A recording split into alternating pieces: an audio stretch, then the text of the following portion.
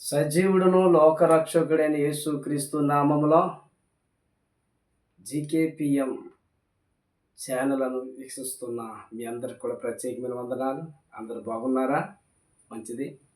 మరొకసారి మిమ్మల్ని రీతిగా కలుసుకోవటానికి ప్రభు దయచేసిన కృప కొరకే ప్రభుకి మహిమ కలుగునుగాక.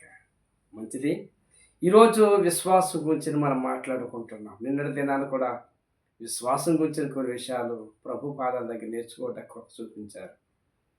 నేను నేర్చుకుంటూ మనమందరం నేర్చుకోగలిగినట్లు పరిశుద్ధాత్మ దేవుడు సహాయం చేయనుగాక. మత్తయి సువార్త 15వ అధ్యాయము 21 నుండి 28 వచనాల్లో ఉన్న వచనాలు మనం ధ్యానిద్దాం. ఈ పూట జ్ఞానం. యేసు అక్కడ నుండి బయలుదేరి తూరు సీదోను ప్రాంతంలోకి వెళ్ళి ఉండగా ఒక గృహమందు చేరున్నప్పుడు కానాను స్త్రీ అక్కడికి వచ్చిందంటండి. ఆమె, ప్రభువా, దావీదు కుమారుడా, నన్ను కరుణింపుము, నా కుమార్తె దెయ్యం పట్టి బహుగా బాధపడుతున్నదని కేకలు వేస్తుంది. ఆ కేకలు వేస్తుండగా ఆమె ఎంతో కేకలు వేస్తుండగా ఆయన శిష్యులు వచ్చి ఆమెని మనము ఎంబడచ్చు కేకలు వేస్తున్నది కనుక ఈమెని పంపివేయమని ఆయన వేడుకొనగా, యేసుప్రభు శిష్యులు అంటున్నారు, ఆమె మనల్ని ఎంబడిస్తూ ఉంది. దావీదు కుమారుడా, నా కుమార్తెను బాగు చేయమని పదే మనల్ని ఎంబడిస్తుంటే ఆమెను పంపివేయక ఏంటయ్యా అని శిష్యులు యేసుప్రభుని అడుగుతుంటే యేసుక్రీస్తు ప్రభుల వారు అంటున్నారు, ఏమంటున్నారంటే, ఇశ్రాయేలు ఇంటివారైనా నశించుతున్న గొర్రెల ఎద్దకే కానీ మరి ఎవరి ఎద్దకు నేను పంపబడలేదు అంటున్నాడు ఆయన. ఇశ్రాయేలు నశించుతున్న గొర్రెల ఎద్దకే నేను పంపబడ్డాను అన్నాడు. అంటున్నప్పుడు ఆయనను ఆమె వచ్చి ఆయనకి మ్రొక్కి, ప్రభువా, నాకు సహాయం చేయమని అడుగుతుంది. ఇంకా సహాయం చేయమని అడుగుతుంది. ఆయన ఏమంటున్నాడు, ఇశ్రాయేలులో నశించుచున్న వారి యొద్దకే నేను పంపబడ్డాను కానీ నీ దగ్గర పంపబడలేదు, నీ యొద్దకు రాలేదు, నీ కోసం రాలేదు అన్నట్టుగా ఆమెని చాలా చిరాకు పడినట్లుగా మాట్లాడుతున్నప్పటికి కూడా మళ్ళీ ఆయన పాదాలు మొక్కి, ప్రభువా, సహాయం చేయి. ఇంకా ఆమె పట్టుదల వదలకుండా అడుగుతుంది యేసు ప్రభుని.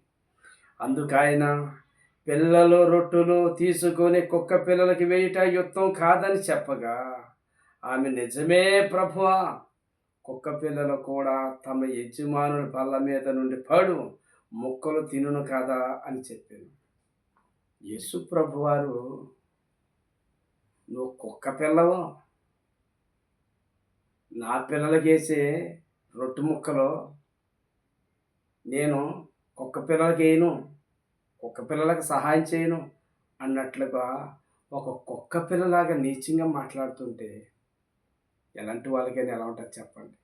ఇదేంటి ప్రభువా, నువ్వు ప్రేమ కలిగిన వాడని విన్నాను, దయ కలిగిన వాడని విన్నాను, కరుణ వాత్సల్యత కలిగిన వాడు అని విన్నాను.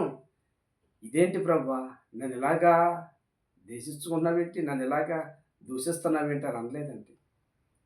అవును ప్రభువా, యజమానుడు బల్ల మీద నుండి ముక్కలు పడే ముక్కలు కుక్క పిల్లలు కూడా తినుడు కదా ప్రభువా, నిజమే ప్రభువా, కుక్క పిల్లలు కూడా తమ యజమాను బల్ల మీద నుండి పడే ముక్కలు కూడా తింటాయి కదా. యేసు ప్రభు వారికి ఆశ్చర్యం కలిగిందంట. అందుకు యేసు, అమ్మా, నీ శ్వాసం గొప్పది. ఈ రోజున దేవుడు మాట్లాడుతున్నాడు. ఆమె విశ్వాసం గొప్పదైపోయిందండి యేసు దృష్టి. ఎందుకంటే తెలుసండి, ఇశ్రాయేలు రక్షించడానికి వచ్చాను, నీ కుమార్తెను రక్షించడానికి నేను రాలేదు అన్నట్టుగా మాట్లాడినప్పుడు కూడా ఆమెకి బాధ కలగలేదు. అయినా సహాయం చేయ ప్రభు అని ఓర్పుతో, సహనంతో, ఆ సహనం, ఆ ఓర్పు, ఆమెలో ఉన్న ఓర్పుని దేవుడు చూశాడు. విశ్వాసానికి ఉండే గొప్పది ఏం తెలుసండి, ఓర్పు కావాలి. ఓర్పు ఉంటే తప్పకుండా మనం సాధించగలుగుతాం. దేవుని సన్నిధికి వచ్చిన తర్వాత సంవత్సరాలు అయిపోతుంది. ఏంటి, నాకు అసలు ఏం అవుతలేదంటే, నేను ఎన్ని రకాలుగా నా పిల్లల విషయంలో దేవుని పాదాలు పట్టుకుని ఎన్ని విధాలుగా కోరుతున్నాను, దేవుణ్ణి సహాయం చేస్తానని అనుకున్నావా? ఓర్పు కలిగి ఉండు, తప్పకుండా తగిన సమయంలో ఆయన చేస్తాడు. ఆమె విశ్వాసం అంట గొప్పది.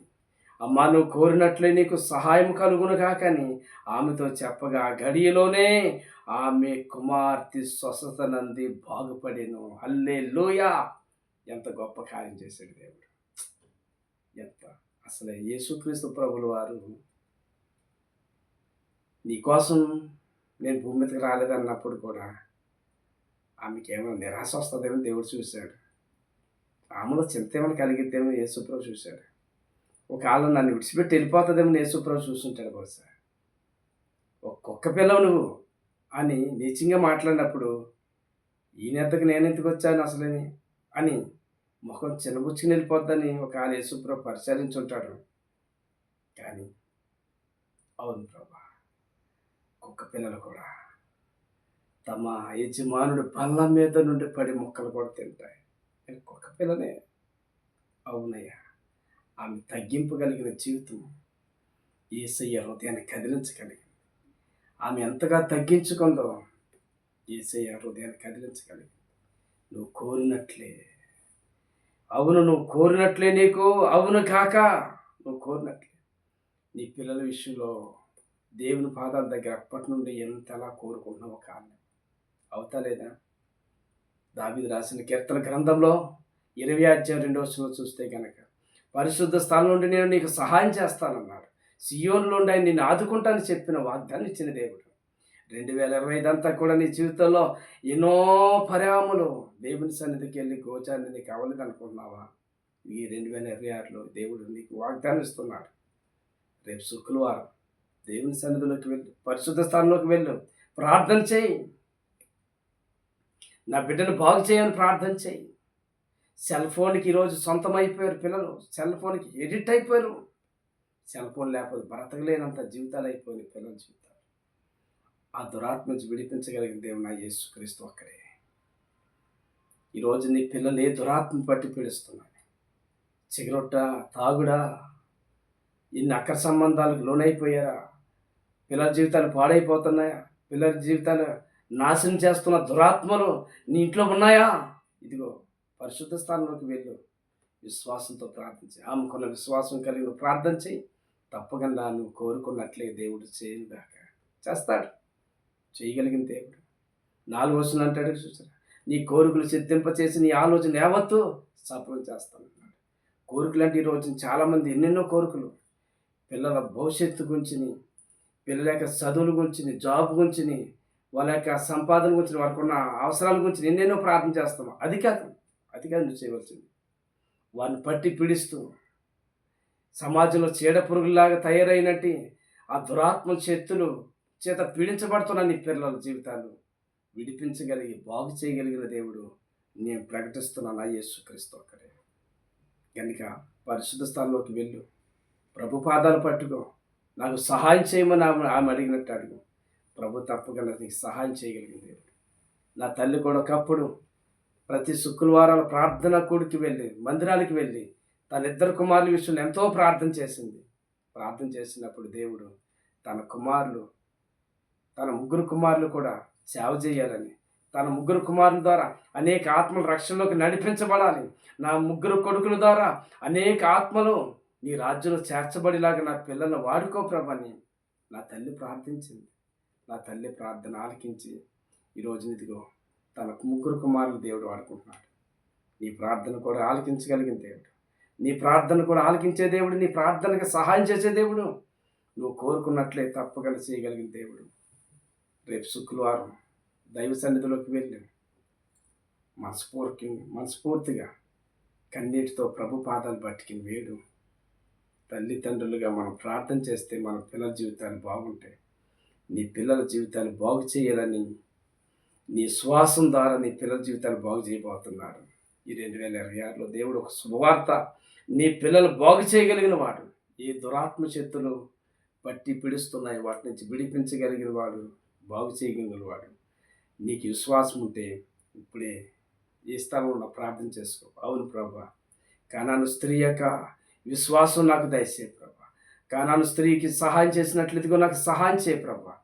తప్పకుండా నా జీవితంలో నా పిల్లల విషయంలో కార్యం చేయ ప్రభా అని నువ్వు అటువంటి విశ్వాసం కలిగి ఉంటూ నీవు కోరుకున్నట్లే నీకు అవును గాక. ఆమేన్. దేవుడు నిన్ను నీ పిల్లలను దీవించి ఆశీర్వదించును గాక. ఆమేన్.